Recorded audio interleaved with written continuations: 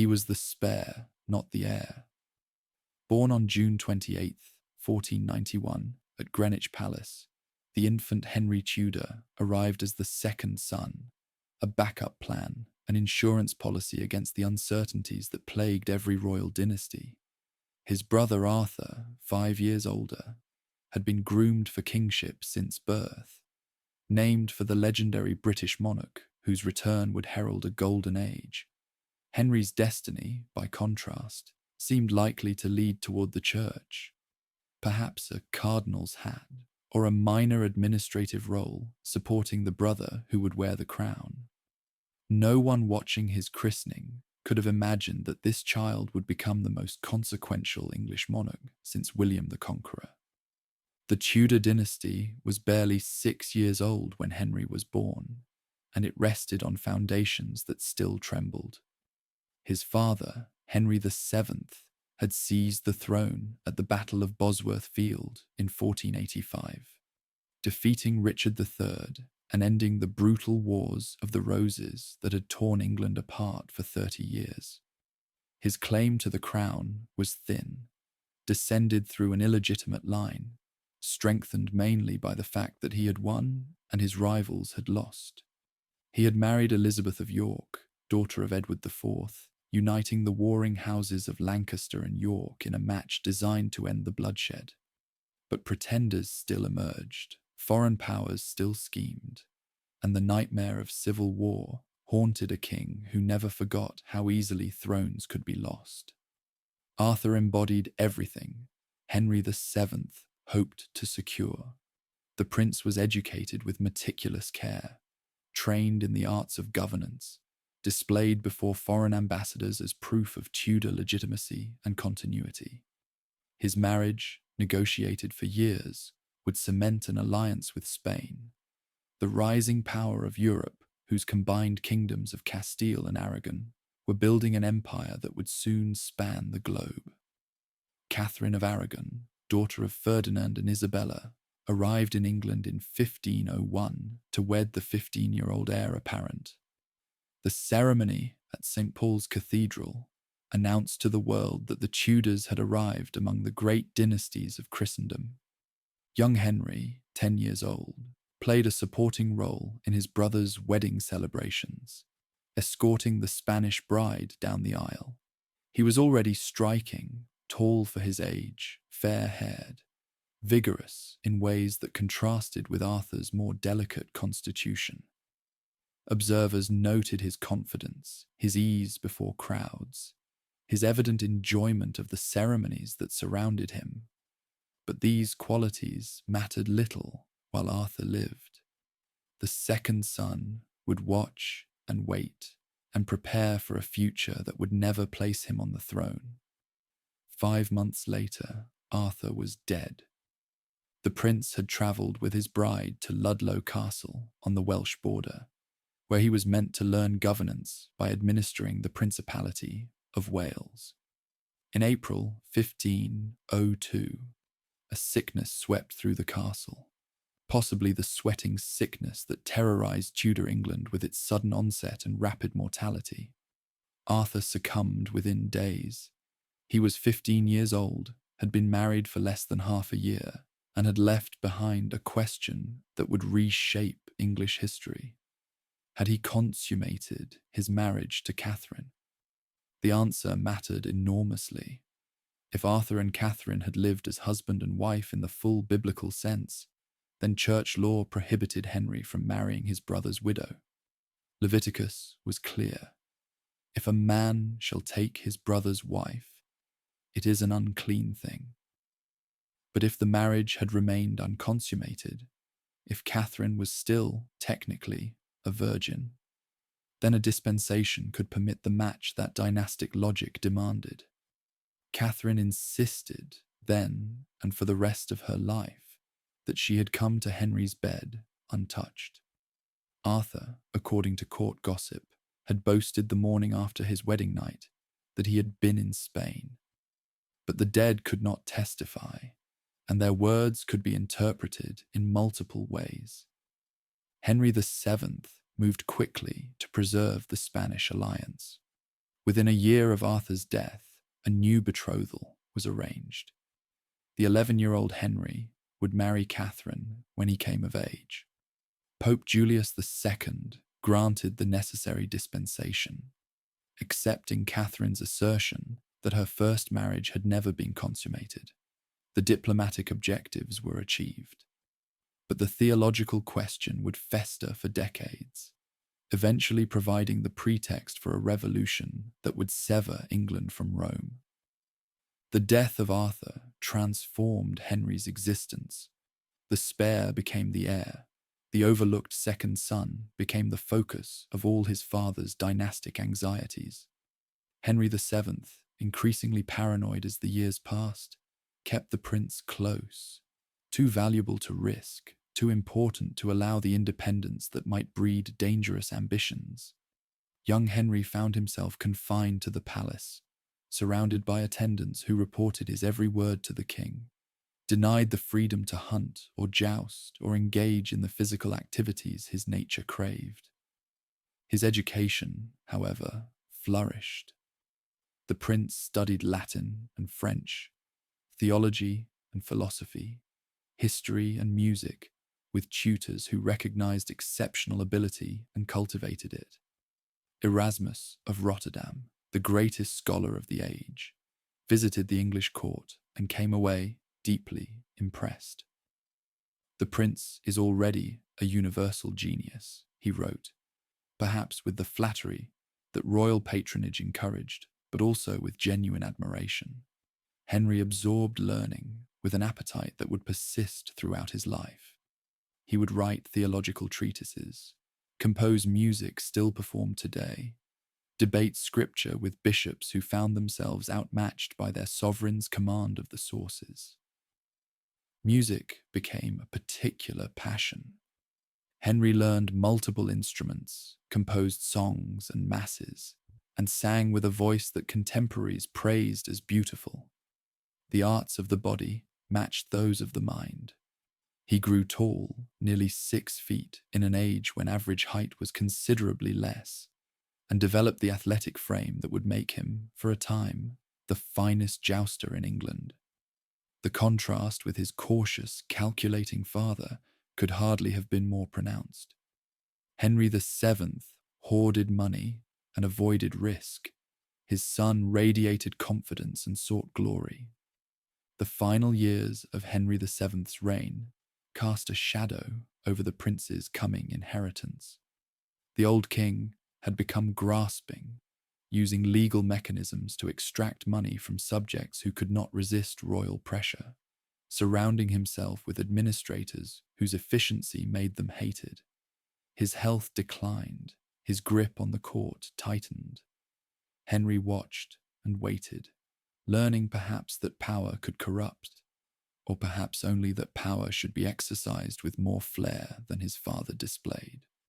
Elizabeth of York had died in 1503, attempting to provide another son who might secure the succession if anything happened to Henry. Her death left the prince without a mother's softening influence, alone with a father whose affection expressed itself through control rather than warmth. The betrothal to Catherine remained in force, though Henry VII occasionally explored other matches when diplomatic winds shifted. The Spanish princess waited in England, her position uncertain, her allowance inadequate, her future dependent on the survival of a prince she had been promised to but had barely met. Henry VII died on April 21st, 1509. He was 52 years old and had reigned for nearly 24 years, transforming a shaky usurpation into an established dynasty. The treasury he left behind was full, some said the richest in English history, accumulated through the financial exactions that had made his final years so unpopular. His heir was 17, untested in governance, eager to escape the constraints that had bound his adolescence. The young Henry moved with a speed that announced a new era. Within 6 weeks of his father's death, he married Catherine of Aragon, the wedding his father had arranged but never quite brought to completion. The choice was romantic as well as political. Henry seems to have been genuinely attracted to the Spanish princess, 6 years his senior, whose dignity and learning matched his own intellectual interests.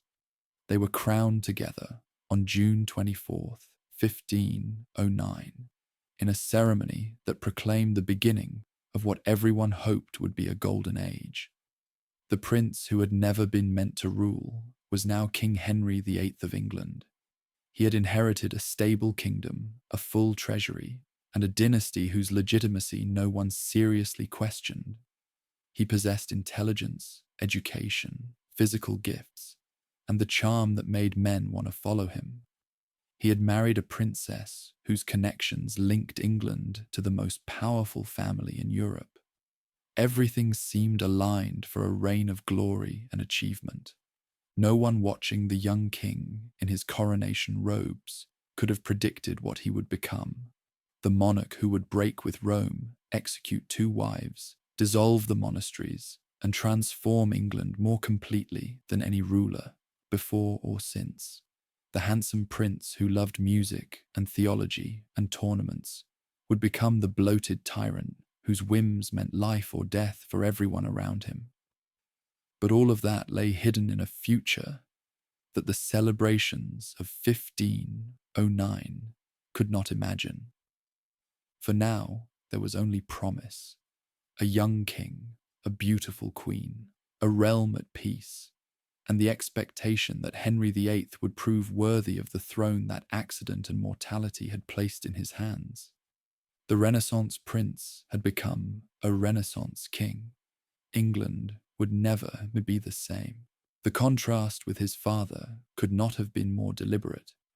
Where Henry VII had been cautious, the new king was bold. Where the old regime had extracted wealth through legal intimidation, the new one lavished money on spectacle and celebration.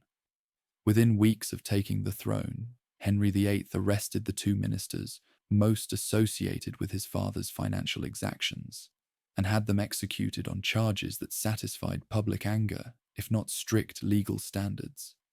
The message was clear. A new era had begun, and it would be governed by magnificence rather than parsimony. The young king threw himself into pleasures that his confined adolescence had denied him.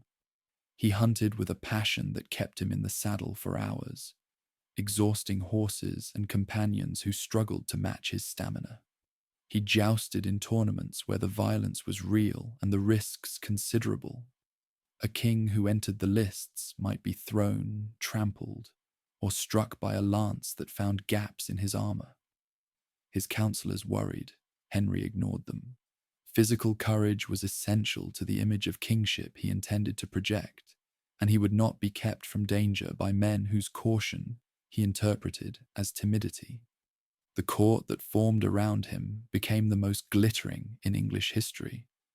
Musicians, poets, artists, and scholars gathered at a palace where their talents were appreciated and rewarded. Henry himself participated as more than patron.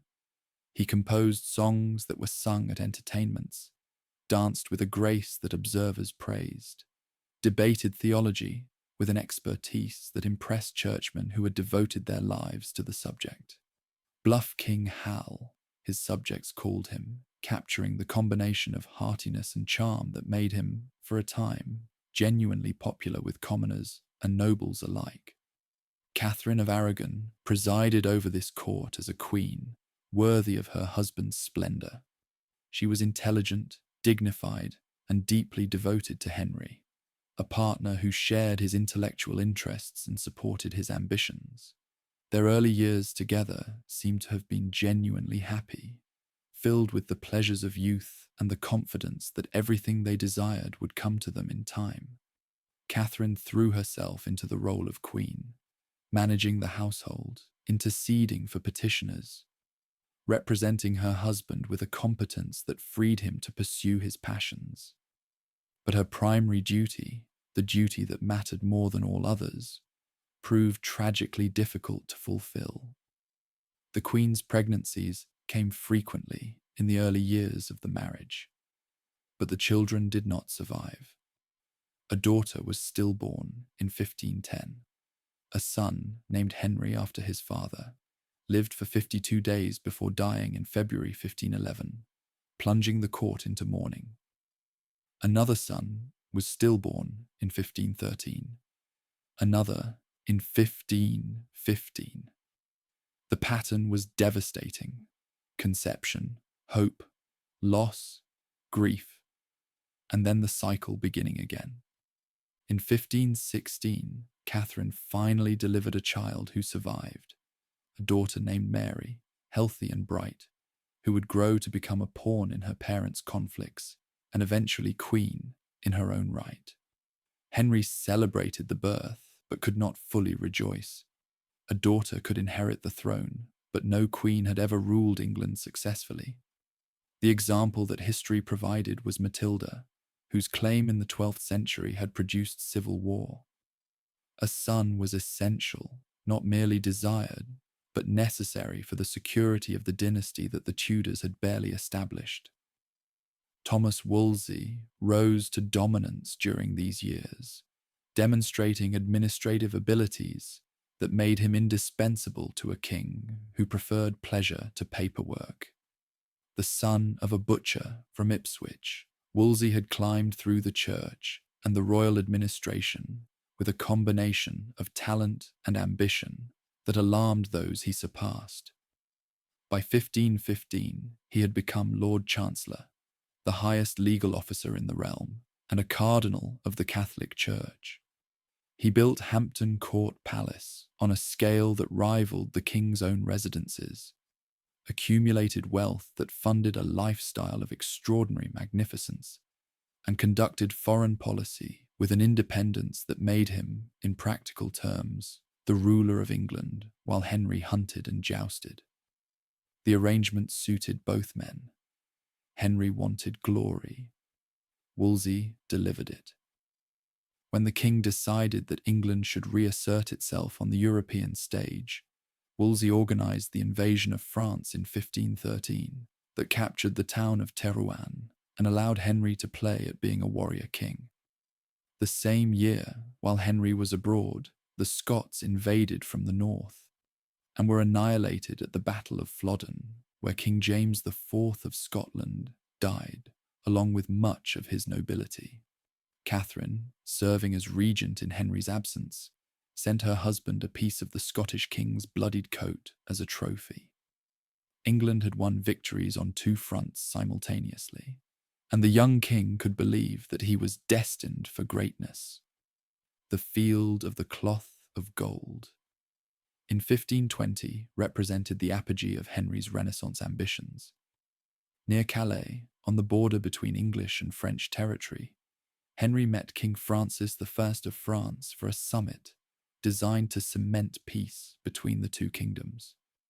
Both monarchs understood the meeting as a competition as much as a negotiation, each determined to outshine the other in magnificence, athleticism, and royal bearing.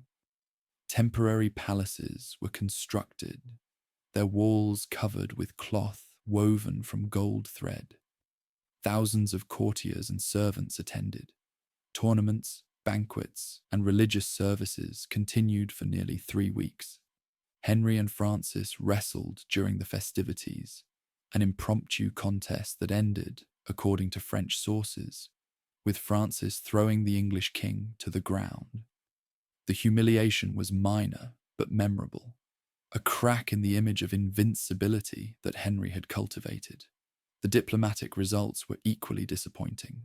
Within 2 years, England and France were at war again, the elaborate peacemaking having achieved nothing permanent. By 1521, Henry had been king for 12 years.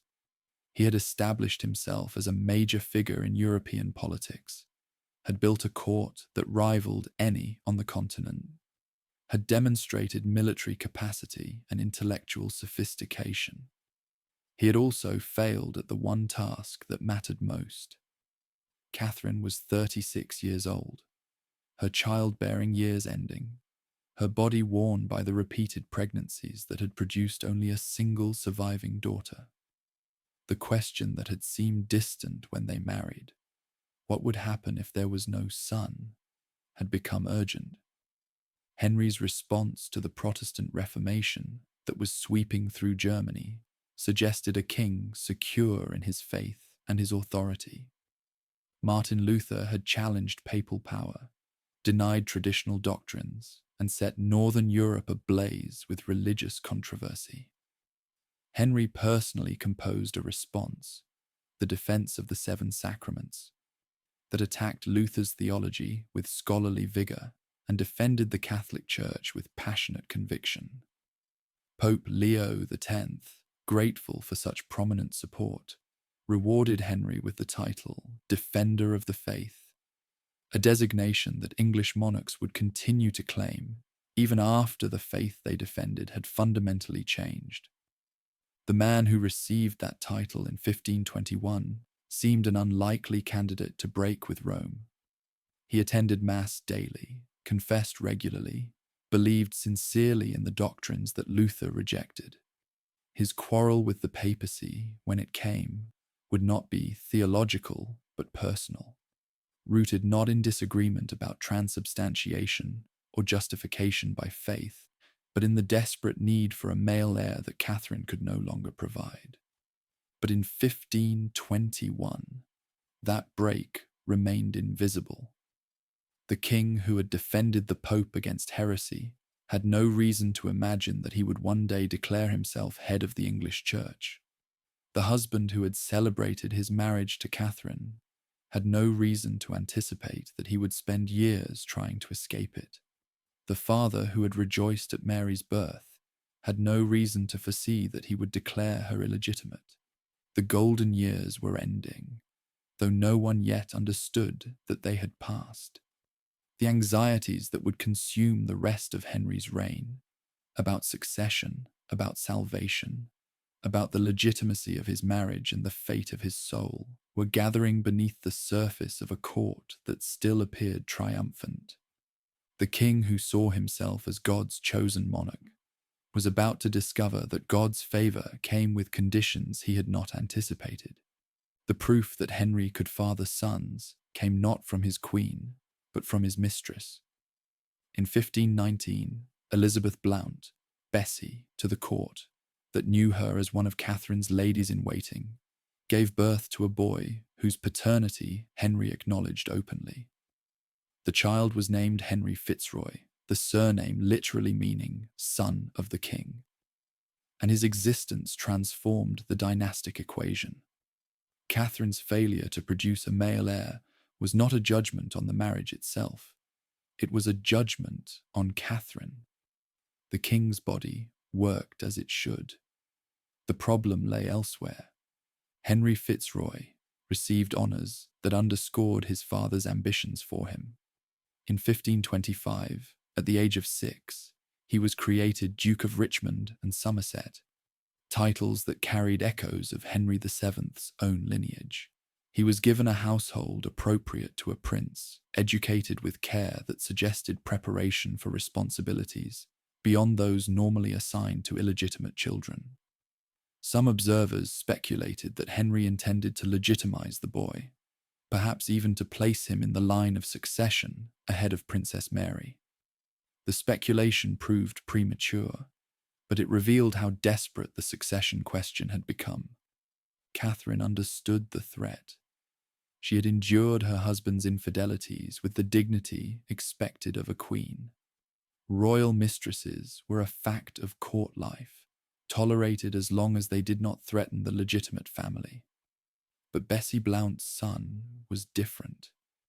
His elevation implied that Catherine had failed in her fundamental duty, that her value to the king diminished with each year that passed without a prince. She was 40 years old in 1525, her body exhausted by the pregnancies that had produced so little, her position depending entirely on a husband whose patience was visibly eroding. Henry's conscience began to trouble him, or so he later claimed.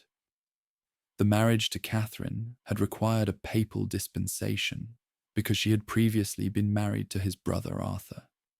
At the time, the theological question had seemed settled. Catherine swore the first marriage was never consummated. The Pope granted permission, and the union proceeded with the Church's blessing. But what if the dispensation had been invalid? What if the Pope lacked the authority to permit what Scripture explicitly forbade? The text that haunted Henry came from Leviticus.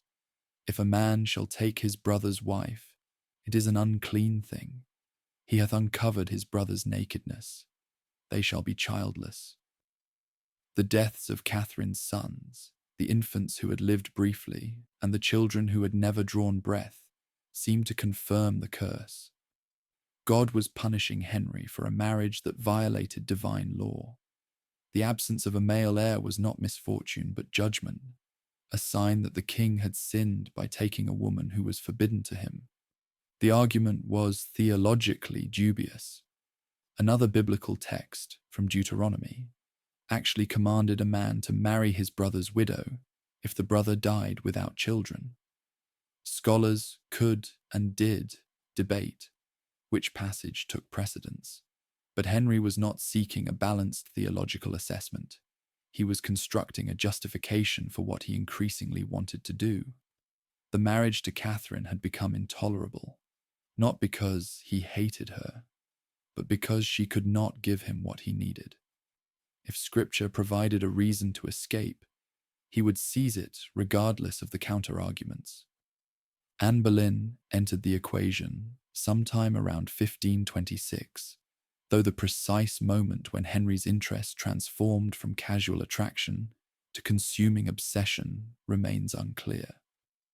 She was not the most beautiful woman at court. Her sister Mary had already served as the king's mistress and been discarded, but she possessed qualities that distinguished her from the parade of ladies who caught Henry's wandering eye. She was intelligent, educated in the sophisticated courts of France, witty in ways that challenged rather than flattered, and she refused to become his mistress. The refusal was either principled or calculated, perhaps both. Anne had watched her sister's fate, used, enjoyed, and set aside when the king's attention moved elsewhere. She would not accept the same treatment. If Henry wanted her, he would have to offer more than a position in his bed. He would have to offer a crown. The demand seemed preposterous. The king was married, the queen was beloved. The Pope would never grant an annulment, but Anne maintained her position with a stubbornness that only intensified Henry's desire. The court divided into factions that would war for the next decade.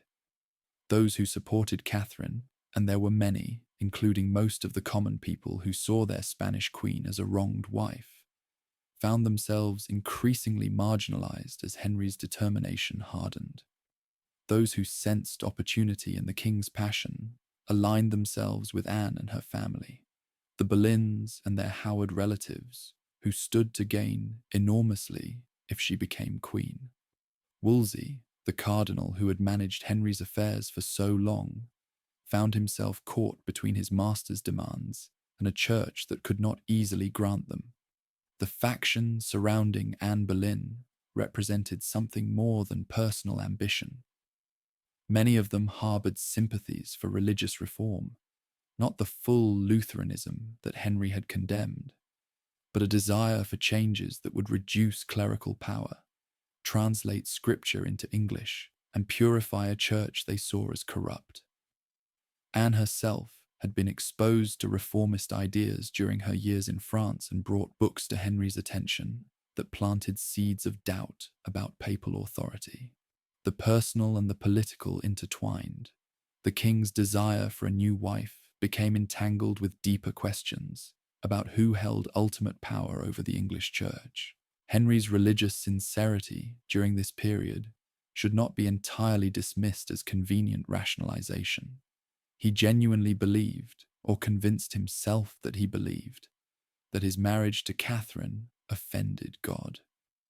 The theological framework he constructed was self-serving, but it was not cynical. Henry needed to see himself as righteous. as acting in accordance with divine will rather than merely satisfying his appetites. The conscience he claimed to follow was real, even if it proved remarkably flexible in justifying whatever he wanted to do. By 1527, the Great Matter, as the annulment campaign came to be known, had become the consuming focus of English policy. Henry instructed Wolsey to approach Rome for a declaration that the marriage to Catherine had never been valid, that the dispensation granted decades earlier had exceeded papal authority, that the king was free to marry again and father legitimate sons. The request seemed reasonable to those who made it. Popes had granted annulments to monarchs before, and the theological arguments were at least plausible. A cooperative pontiff might resolve the matter within months, but the Pope was not in a position to cooperate. In May 1527, the army of Holy Roman Emperor Charles V, Catherine's nephew, sacked Rome in an explosion of violence that shocked all of Christendom. Pope Clement VII became effectively a prisoner of the emperor, unable to act against Charles's interests even if he had wished to. And Charles would never permit the humiliation of his aunt, never accept a verdict that declared her marriage invalid and her daughter illegitimate. The geopolitics of Europe had trapped Henry in a marriage he was determined to escape. The king did not yet understand how trapped he was. He believed that persistence, pressure, and perhaps bribery would eventually produce the result he sought.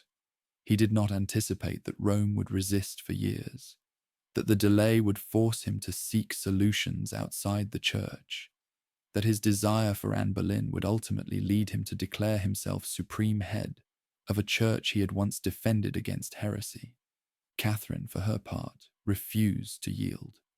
She maintained that her marriage to Arthur had never been consummated, that her union with Henry was valid and blessed by God, that she was and would remain the true Queen of England. Her stubbornness matched her husband's, her conviction as unshakable as his. The collision between them would reshape the religious landscape of England and leave wounds that would not heal for generations. The defender of the faith was preparing to become the church's greatest enemy. But that transformation required years of frustration, negotiation, and failure before Henry would accept that Rome would never give him what he wanted. The break was coming. It was only a matter of time. 6 years. The annulment that Henry expected to obtain within months consumed 6 years of negotiations, legal proceedings, diplomatic maneuvering, and growing fury before the king finally accepted that Rome would never grant what he demanded. Those years transformed Henry from a loyal son of the church into its most dangerous enemy, and they transformed England from a Catholic kingdom into something entirely new. Wolsey worked desperately to deliver what his master required. He arranged for a legatine court to convene in England, presided over by himself and Cardinal Campeggio, a papal representative sent from Rome, with instructions to delay as long as possible. The court opened in May 1529, and Catherine appeared before it to deliver a performance that would echo through the centuries. She knelt before Henry, appealing to him as her husband and lord, reminding him of the 20 years they had shared, the children she had borne him, the loyalty she had maintained through every trial. Then she rose, refused to recognize the court's jurisdiction, and walked out, ignoring the officials who called her back, ignoring the proceedings that would continue without her. The court achieved nothing. Campeggio adjourned it in July, referring the case back to Rome, where it would languish indefinitely while the Pope avoided a decision that would offend either Henry or the Emperor. Wolsey had failed. The cardinal who had managed England for nearly 2 decades found himself facing a king whose disappointment expressed itself as destruction.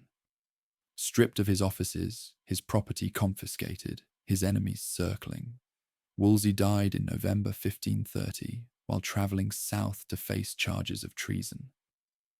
"If I had served God as diligently as I have done the king," he reportedly said near the end, "he would not have given me over in my grey hairs." Thomas Cromwell emerged from Wolsey's wreckage to offer solutions that the cardinal had never dared propose.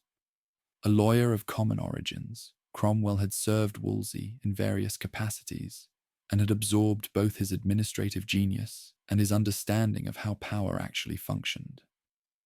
But where Wolsey had worked within the existing system, Cromwell was prepared to rebuild the system itself. The problem was not that Henry's arguments were weak. The problem was that Rome would never accept them regardless of their merit. The solution was to remove Rome from the equation entirely. The constitutional revolution that followed proceeded through Parliament, giving Henry's assertions of authority the legitimacy that unilateral action would have lacked. The Act in Restraint of Appeals, passed in 1533, declared that England was an empire, a realm complete in itself, owing no allegiance to any foreign jurisdiction.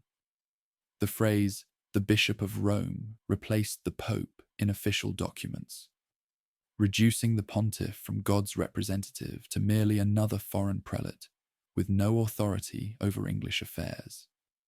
The Act of Supremacy, passed in 1534, declared Henry the only supreme head in earth of the Church of England, a title that concentrated spiritual and temporal power in one person, to a degree that no English monarch had previously claimed.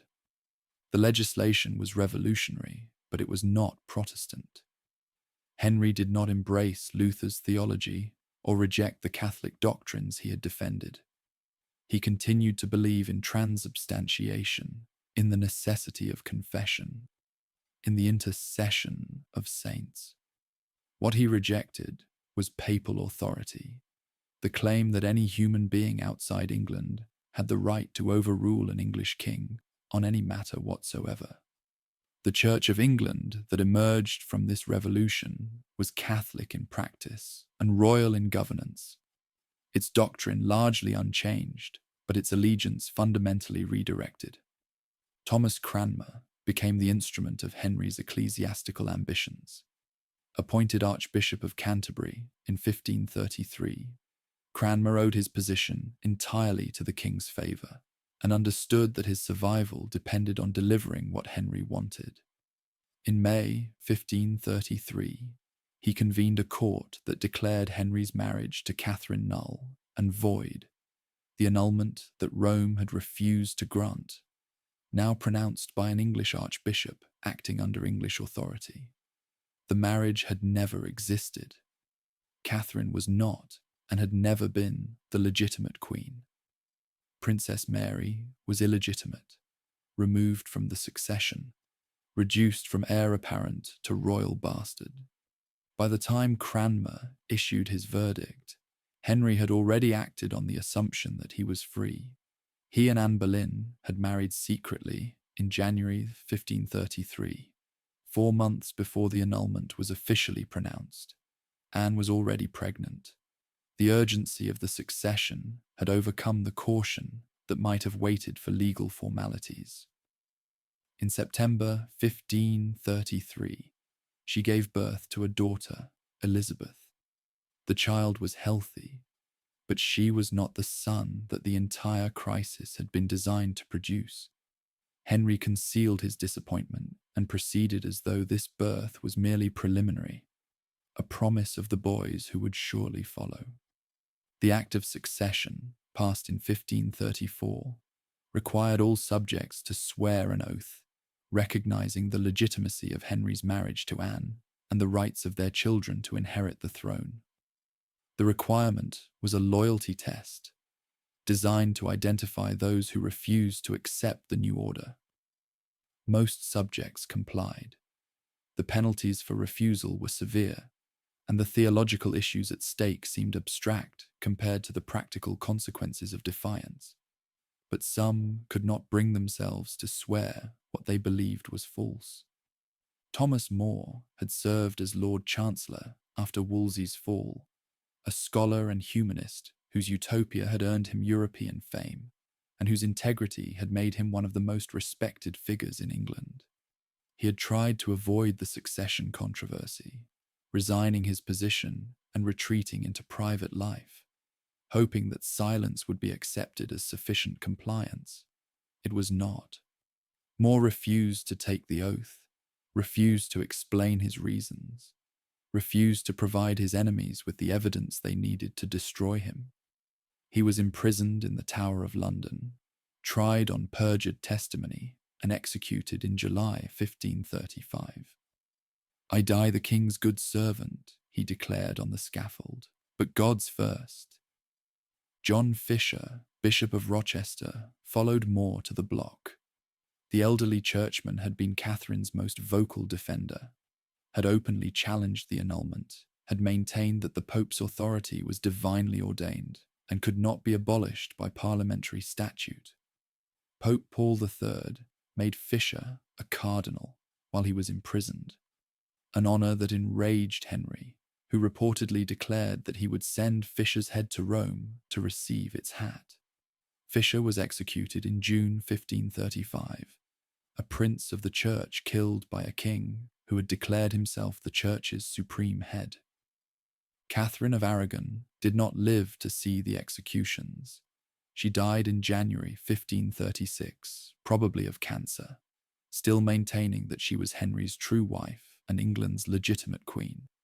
She had spent her final years in increasingly bleak accommodations, denied access to her daughter Mary, stripped of her title, addressed only as Dowager Princess of Wales, the widow of Arthur rather than the wife of Henry. Her last letter to the husband she still loved began, "My most dear lord, king and husband." She signed it Catherine the Queen. Henry reportedly wore yellow to celebrate her death, the colour of mourning in Spain, though English observers interpreted it as joy. Anne Boleyn celebrated as well, believing that Catherine's death would finally secure her own position. With the Spanish princess gone, perhaps the emperor would accept the new order. Perhaps Rome would reconcile with England. Perhaps the controversy that had consumed a decade would finally end. They were both wrong. Catherine's death removed one obstacle, but created others. The legal justification for the break with Rome, that Henry's first marriage was invalid, had depended on Catherine's presence as the wronged party whose claims required refutation. With her gone, the argument shifted. If Henry could discard one wife, he could discard another.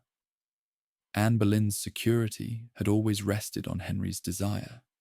Now that desire was beginning to fade, and she had not produced the son who might have made her indispensable. The break with Rome was complete. England was no longer part of the Catholic communion that had united Western Christendom for 1,000 years. Henry had achieved what he set out to achieve: freedom from papal interference, authority over the English Church, the ability to define his own marital status without reference to foreign powers. The cost had been enormous. The deaths of good men who could not accept what their king demanded. The rupture of spiritual bonds that had shaped English identity for centuries. The creation of wounds that would bleed for generations. But the king had his new church, his new wife, and his new authority. What he did not yet have was a son. That failure was about to produce consequences that would shake the kingdom once again. January 1536 destroyed Anne Boleyn. The month began with Catherine of Aragon's death, which Anne celebrated as liberation. It continued with a jousting accident that nearly killed the king. Henry was thrown from his horse and lay unconscious for 2 hours, while the court waited to learn if England would need a new monarch. He survived, but the fall left him with a leg wound that would never fully heal, an injury that would suppurate and torment him for the rest of his life.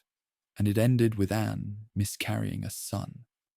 The fetus was approximately 15 weeks old. developed enough to be identified as male. Anne blamed the shock of Henry's accident. Others whispered that God was passing the same judgment on this marriage that he had passed on the last. Henry, who had broken with Rome and executed good men to marry this woman, found himself facing the same nightmare that had driven him from Catherine. Anne had failed. The passion that had sustained him through 6 years of controversy was curdling into something colder. The king's eye had already wandered to Jane Seymour, one of Anne's ladies-in-waiting. Jane was everything Anne was not: quiet, submissive, conventionally pious, descended from an old family that had served the crown without scandal.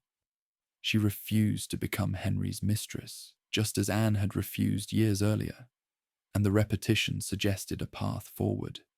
If one wife could be discarded, so could another. The machinery that had destroyed Catherine could be turned against her successor. Thomas Cromwell orchestrated Anne's destruction with the same efficiency he had applied to the break with Rome. In May 1536, Anne was arrested on charges so extreme that they seemed designed to horrify rather than persuade: adultery with 5 men, including her own brother George Boleyn; conspiracy to murder the king; treason against the crown. The evidence was thin, the confessions extracted through torture, and the promise of mercy that was never delivered. The men accused with Anne went to the block first. She followed on May 19th, 1536, executed by a French swordsman whose single stroke was considered more merciful than the axe. She died with dignity, praising the king who had condemned her, denying the charges while accepting the justice of her fate, a performance calculated to protect her daughter Elizabeth, who would suffer enough from her mother's disgrace without the added burden of continued defiance.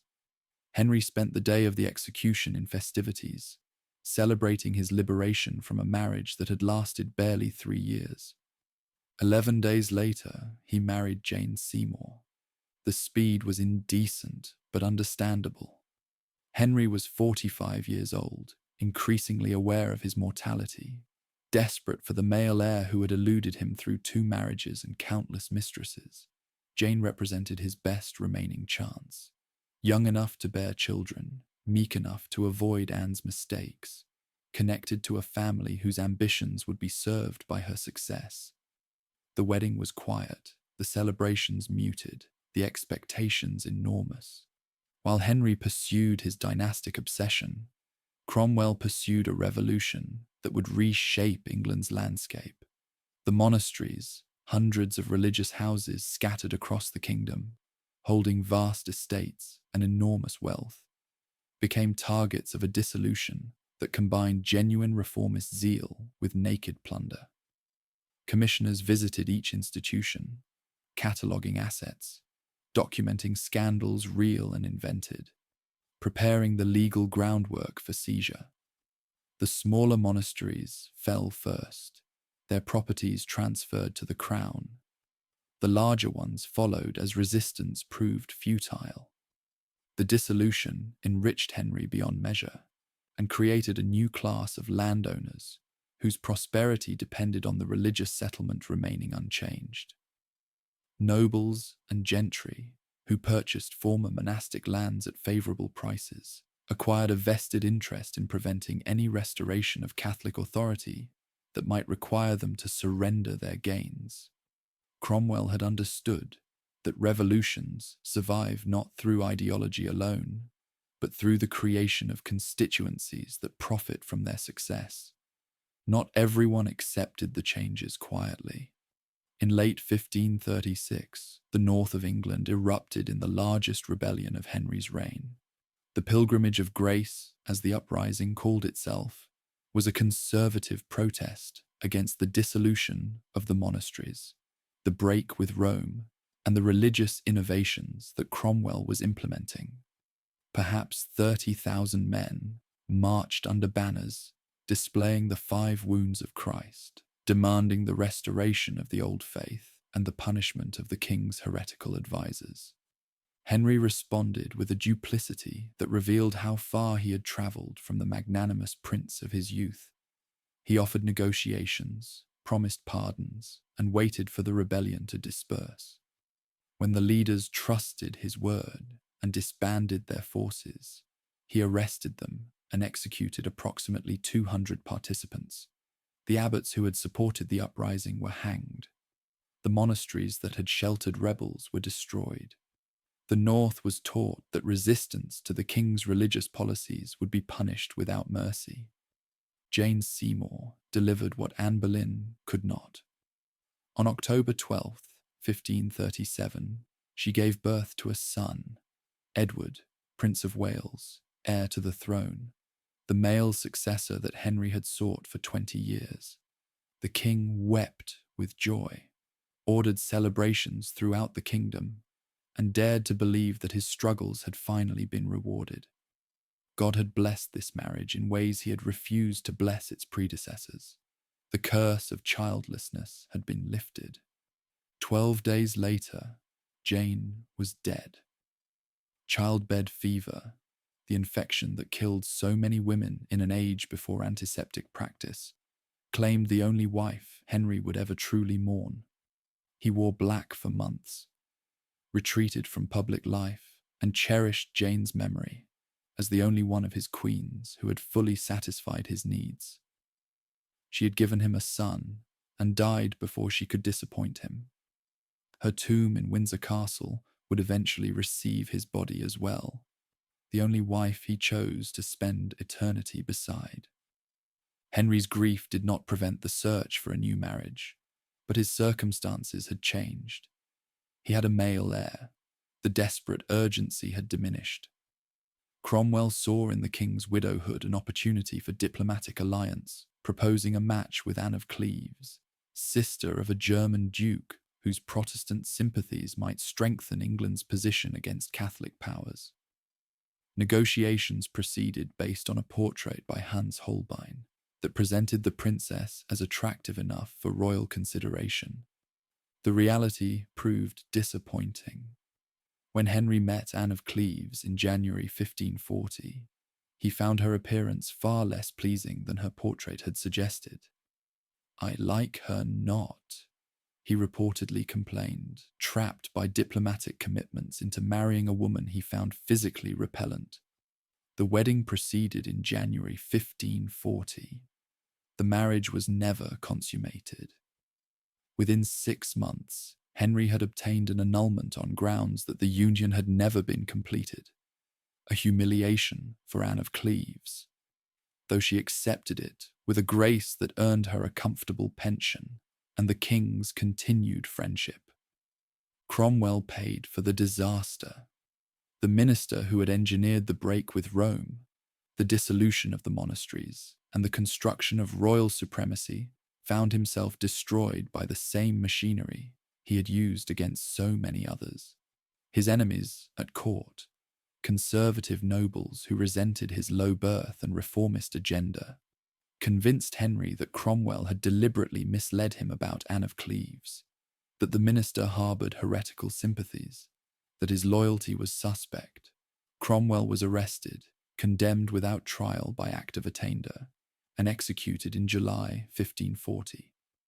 On the same day Cromwell died, Henry married Catherine Howard, a teenager, a cousin of Anne Boleyn, vivacious and pretty and young enough to be his granddaughter. The king was 49, his body ravaged by the leg wound that refused to heal, his weight increasing as his mobility decreased. Catherine seemed to offer a return to youth, a reminder of pleasures that age and illness were stealing from him. Henry called her his rose without a thorn, and lavished gifts upon her with an enthusiasm that observers found touching and slightly pathetic. The court had become a dangerous place, its atmosphere poisoned by the executions of 2 queens and countless courtiers whose loyalty had proven insufficient. Those who remained had learned to read the king's moods, to anticipate his desires, to avoid the topics that might trigger the rages that came more frequently as his health declined. Henry's authority was absolute. He had killed a queen, defied a pope, and executed the ministers who had served him most effectively. No one could predict his actions or trust his favor. The reign that had begun with tournaments and music and humanist learning had become something darker. The Golden Prince was gone, replaced by a king whose power was maintained through fear as much as love. The Reformation he had started continued to reshape English religion and society. The monasteries were empty, their wealth absorbed by crown and gentry. The Pope was a foreign prelate whose authority England no longer recognized. And the succession, finally, seemed secure. A prince in the nursery, healthy and growing. The promise of continuity that Henry had sacrificed so much to obtain. But the king's health was failing, and the shadows were lengthening across a court that had learned to fear what the morning might bring. The rose had thorns, after all. Catherine Howard, the teenage bride who had seemed to restore Henry's youth, carried a past that her enemies were determined to uncover. Before her marriage, she had engaged in relationships with men at her grandmother's household, indiscretions that might have been overlooked in an ordinary girl, but constituted potential treason in a queen. Thomas Cranmer received the evidence and faced the terrible duty of presenting it to a king who had believed himself beloved by a wife young enough to be his daughter. Henry's reaction moved through stages that courtiers had learned to recognize. First came disbelief. He ordered investigations, convinced that enemies were slandering an innocent woman. Then came rage, as the evidence mounted and Catherine's own admissions confirmed at least some of the accusations. Finally came tears, the aging king weeping for the betrayal and for the youth he had imagined recapturing through this marriage. He reportedly called for a sword to kill her himself before subsiding into a grief that aged him visibly. Catherine Howard was executed on February 13th, 1542, following her alleged lovers to the block. She was perhaps 19 years old, had been queen for less than 2 years, and had committed the unforgivable sin of making Henry appear a fool.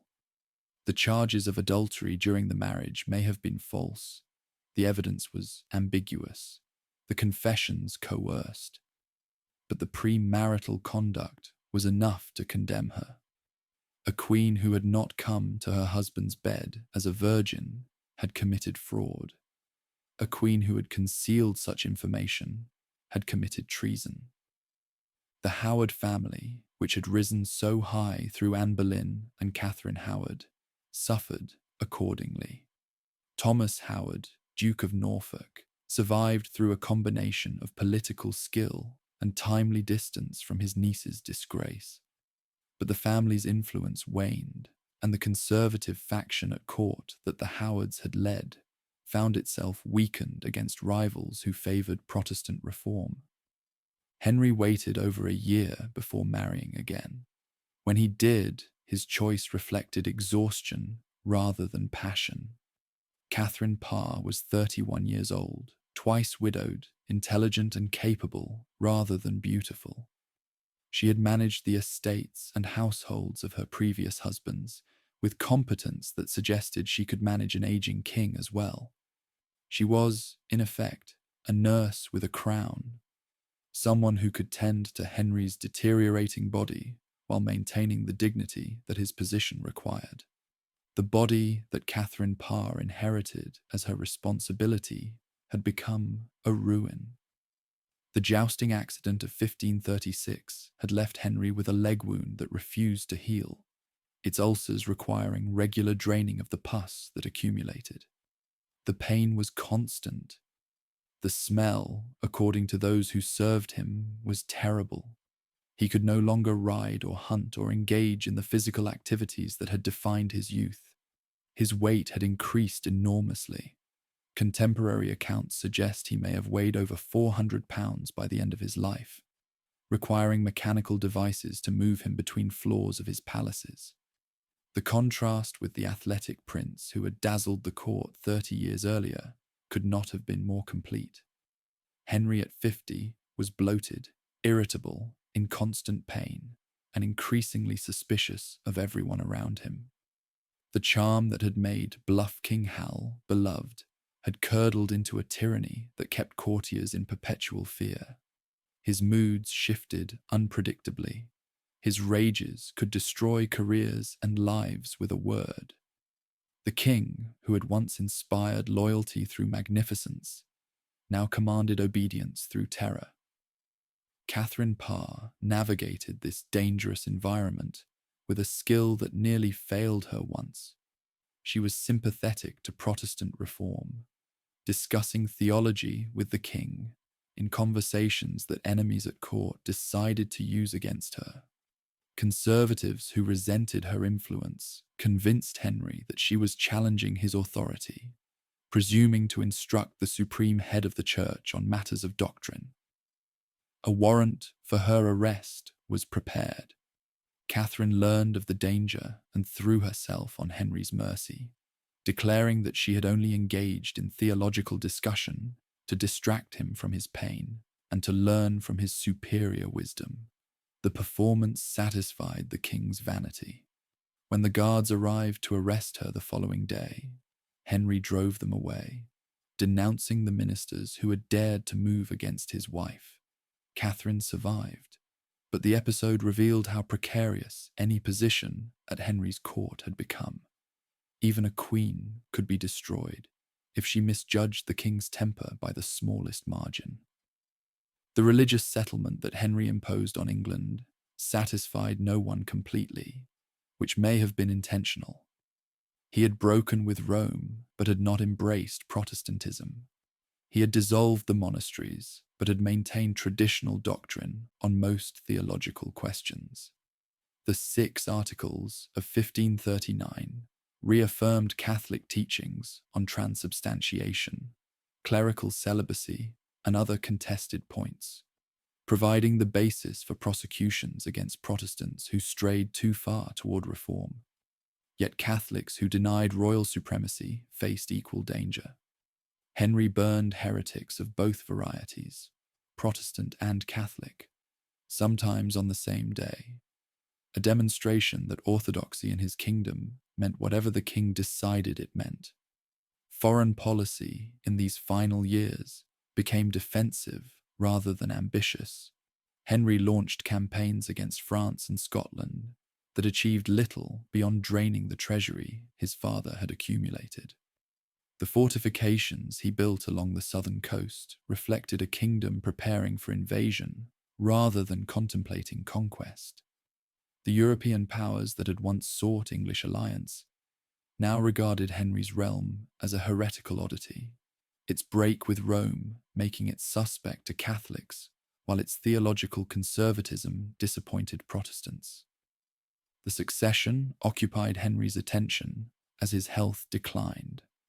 The Third Act of Succession, passed in 1544, established the order that would govern England for the rest of the century.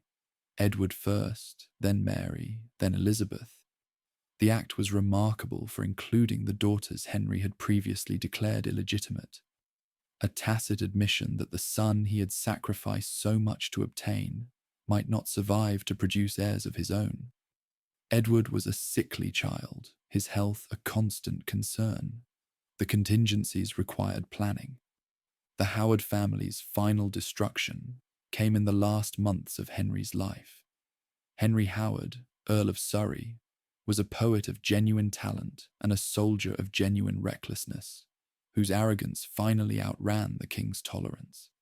He had quartered the royal arms with his own in a manner that suggested claims to the throne, a heraldic presumption that his enemies presented as treason.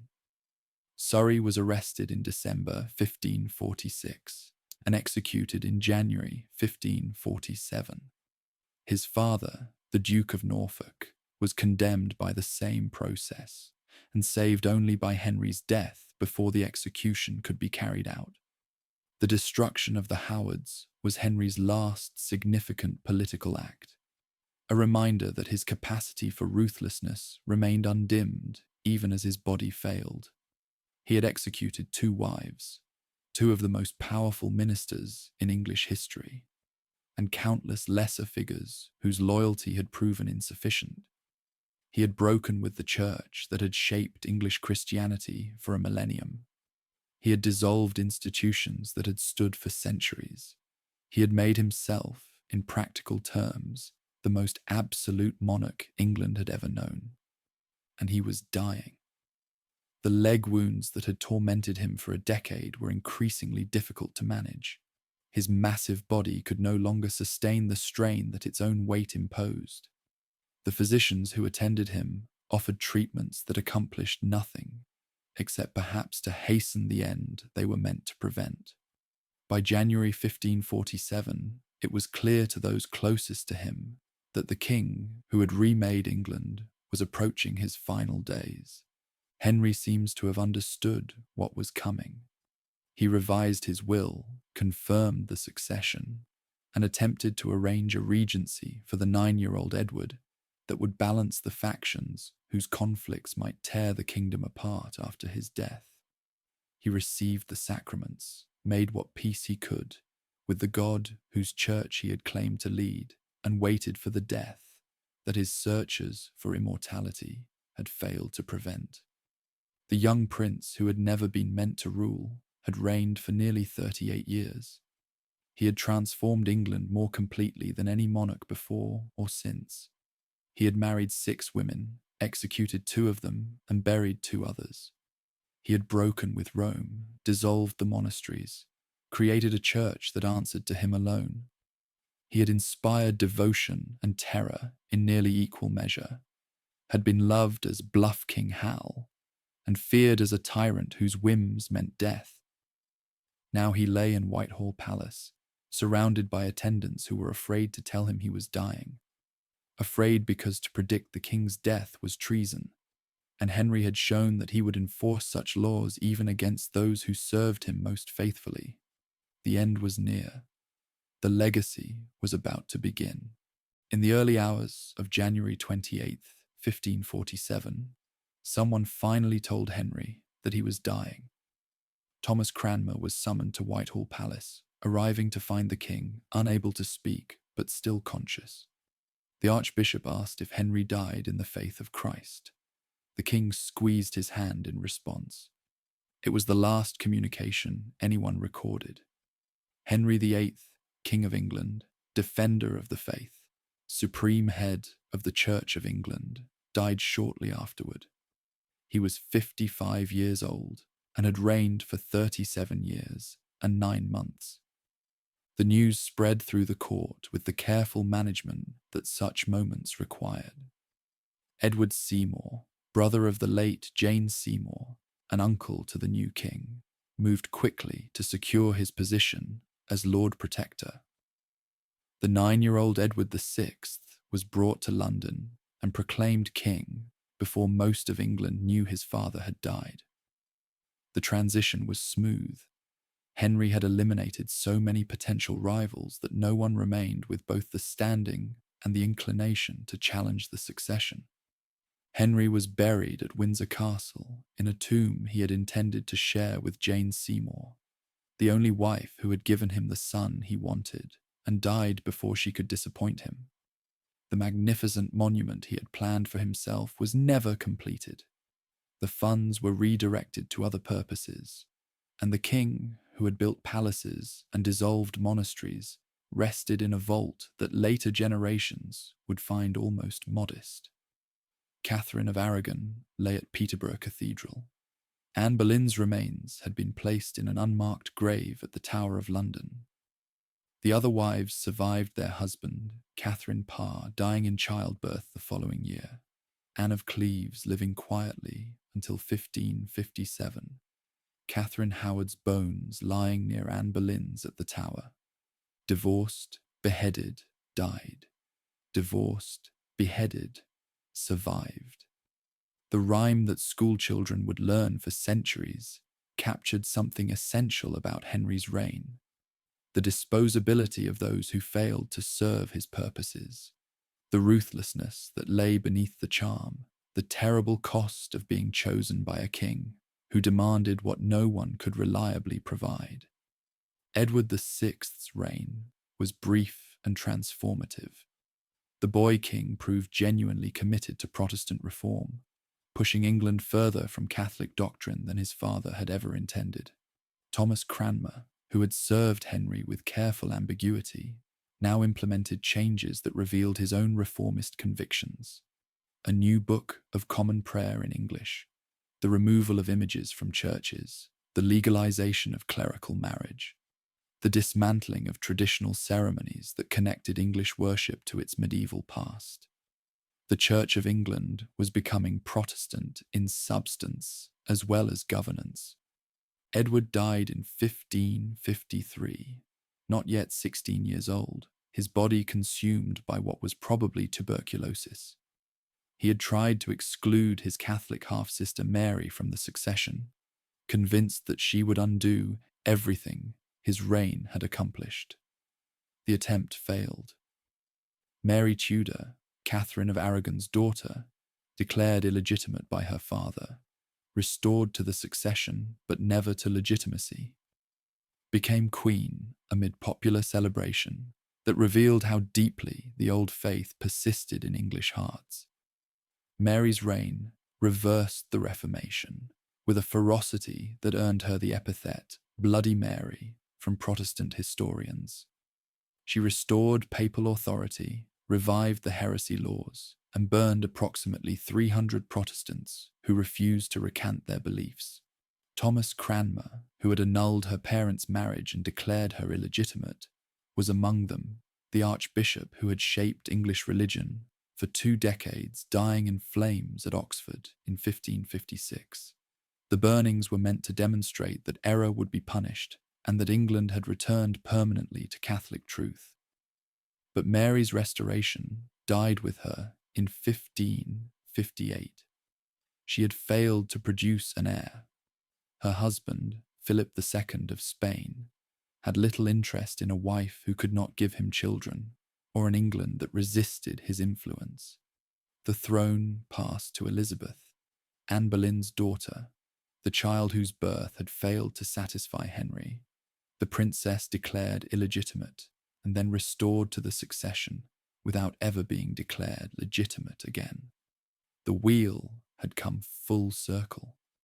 The Reformation that Henry had begun to marry Anne Boleyn would be preserved by Anne Boleyn's child.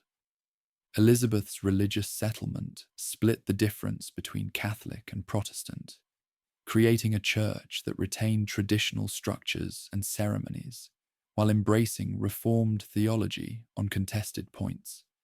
The Church of England that emerged from her reign was neither Rome nor Geneva, but something distinctly English, comprehensive enough to accommodate a range of beliefs, ambiguous enough to avoid the worst extremes of religious warfare, established enough to become part of national identity rather than merely a matter of personal conviction. The settlement held. Despite Catholic plots and Protestant pressure, despite the Spanish Armada and the Gunpowder Plot, despite civil war and revolution in the following century, England never returned to papal authority. Henry's break with Rome, undertaken for personal reasons with limited theological content, became permanent through the actions of successors who transformed it into something he might not have recognized. The defender of the faith had destroyed the faith he defended. His children rebuilt something new on the ruins. The transformation Henry wrought extended far beyond religion. The dissolution of the monasteries had redistributed wealth on a scale that reshaped English society, creating a gentry class whose prosperity derived from lands that had belonged to the church for centuries. The assertion of royal supremacy over ecclesiastical matters established precedents that strengthened parliamentary authority, even as it magnified royal power. Parliament had enacted the break with Rome, and Parliament would eventually use the powers it had acquired to challenge the monarchy itself. The England that emerged from Henry's reign was more centralized, more bureaucratic, more modern in its governmental structures than the kingdom he had inherited. The cost was measured in lives and impossibilities foreclosed. Thomas More and John Fisher had died for refusing to accept what their consciences could not endorse.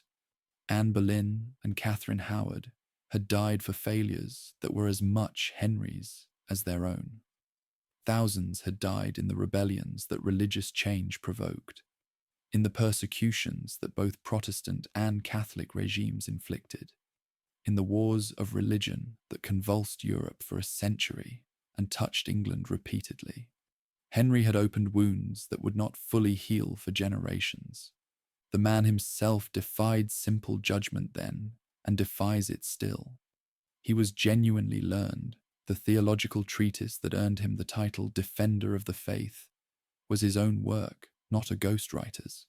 He was genuinely charming. The young king who captivated courts and inspired devotion was not merely performing, but expressing a nature that found joy in music, learning, and human connection. He was genuinely pious. His religious convictions, however convenient they proved, were sincerely held and consistently defended.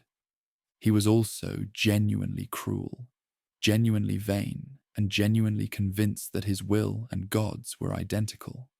The executions he ordered were not regrettable necessities, but demonstrations of a power that he believed was rightfully absolute. The wives he discarded were not partners whose needs deserved consideration, but instruments of dynastic policy whose value depended entirely on their utility. The church he remade was not a spiritual community whose traditions commanded respect, but an institution that existed to serve his purposes. The portraits that survive show the transformation. The young Henry painted by unknown artists glows with health and promise, his features regular, his expression confident, his body suggesting the athletic grace that contemporaries praised. The old Henry, painted by Holbein, dominates through sheer mass. His enormous frame planted like a monument, his small eyes calculating, his mouth set in a line that promises nothing good to those who displease him. The journey from one image to the other traces a reign that began in hope and ended in fear. Yet the dynasty survived, and the nation he transformed became an empire. Elizabeth's reign brought literary and commercial achievements that built on foundations Henry had laid. The naval power that defeated the Armada grew from the maritime investments he had made. The administrative structures that governed an expanding realm derived from the bureaucratic reforms his ministers had implemented. The very idea of England as a sovereign state, complete in itself, owing no allegiance to any foreign power, the concept that animated English and later British identity for centuries, took its modern form in Henry's assertion that his kingdom was an empire subject to no external authority. The chapel at Windsor, where Henry lies beside Jane Seymour, receives visitors who come to see a king whose reign reshaped their world. The Church of England that he created survives, its bishops still sitting in the House of Lords, its supreme governor still the reigning monarch, its services still conducted according to patterns that trace back through revisions and reformations to the break that began in the 1530s. The monarchy that he strengthened survives as well, diminished in power but enduring in symbolism. The crown that Henry wore, still placed on the heads of his successors according to ceremonies he would recognize. History has not reached a verdict, because the evidence supports contradictory conclusions. Henry was a tyrant who killed those who opposed him, and a reformer who broke the power of an international church that had dominated English life for a millennium. He was a narcissist whose obsession with a male heir produced decades of turmoil, and a dynast whose decisions secured the succession for a century. He was a monster and a musician, a theologian and a murderer, a king who inspired genuine love and genuine terror in the same hearts. The 6 wives have become symbols: Catherine of Aragon's dignity, Anne Boleyn's ambition, Jane Seymour's sacrifice, Anne of Cleves's pragmatism, Catherine Howard's youth, Catherine Parr's survival.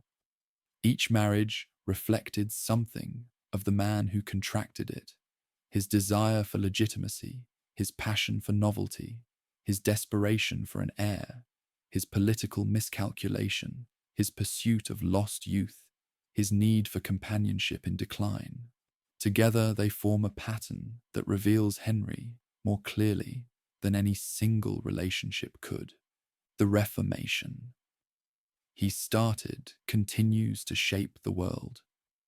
The principle that a nation's religious affairs should be determined by its own rulers rather than by a foreign authority.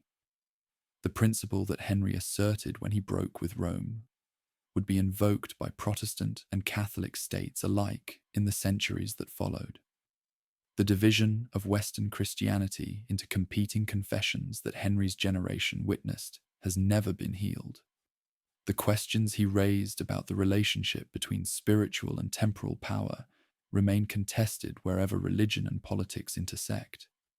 At Windsor, the vault that holds his remains lies beneath a chapel where services are still conducted, where choirs still sing, where the faith he claimed to defend persists in forms he could not have imagined.